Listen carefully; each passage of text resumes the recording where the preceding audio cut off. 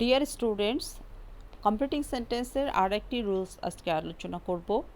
সেই রুলসটি হচ্ছে ইফ যুক্ত ক্লজটি যদি পাস্ট ইনডিফিনাইট টেন্সে থাকে তাহলে আমাদেরকে কি করতে হবে।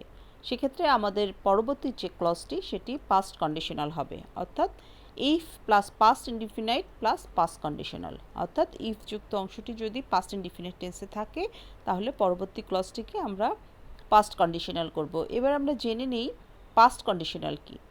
পাস্ট কন্ডিশনাল মিন্স হচ্ছে সাবজেক্টের পরে আমাদেরকে উড, মাইট বা কুড ইত্যাদি যে কোনো একটি নিতে হবে এবং মূল যে ভার্বটা থাকবে অর্থাৎ মেইন ভার্বটাকে বেস ফর্ম ব্যবহার করতে হবে, অর্থাৎ প্রেজেন্ট ফর্ম ব্যবহার করতে হবে। অর্থাৎ সাবজেক্ট প্লাস উড, মাইট অথবা কুড আর মূল ভার্বের বেস ফর্ম বা প্রেজেন্ট ফর্ম, এই স্ট্রাকচারে আমাদেরকে সেন্টেন্সটাকে কমপ্লিট করতে হবে।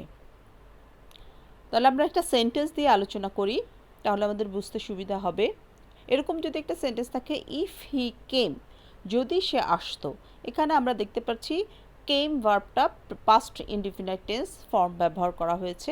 এখানে আমাদের যদি এরকম একটা সেন্টেন্স দেওয়া থাকে তাহলে আমরা পরবর্তী অংশটা কী লিখতে পারি। যদি সে আসতো তাহলে কি ঘটতে পারতো, যদি সে আসতো তাহলে আমি যেতে পারতাম, আমি তার সঙ্গে যেতে পারতাম, এরকম একটা সেন্টেন্স হতে পারে। তাহলে আমরা পরের অংশটিতে আই উড গো এভাবে লিখতে পারি। অর্থাৎ টোটাল সেন্টেন্সটা আমাদের দাঁড়াবে এরকম, if he came I would go, এবং এই দুইটা ক্লজের মাঝখানে একটা কমা ব্যবহার করতে হবে।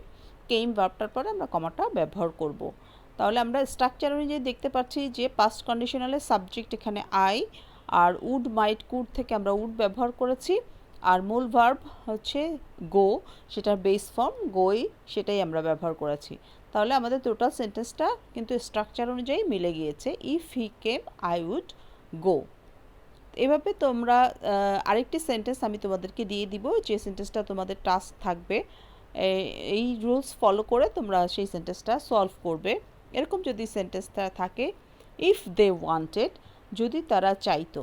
ওয়ান্টেড এখানে আমরা দেখতে পাচ্ছি ভার্বের পাস্ট ফর্ম ব্যবহার করা হয়েছে, সো এটা পাস্ট ইনডিফিনাইটে আছে। পরের অংশটা তাহলে আমাদেরকে পাস্ট কন্ডিশনাল করতে হবে। তাহলে তোমরা যদি তারা চাইতো এই সেন্টেন্সটার সাথে মিল রেখে এবং স্ট্রাকচার ফলো করে এই সেন্টেন্সটাকে সলভ করবে, এটাই তোমাদের টাস্ক থাকবে। ওকে, আশা করি সবাই বুঝতে পেরেছো। আজকে এই পর্যন্তই, সবাই ভালো থাকবে, আল্লাহ হাফিজ।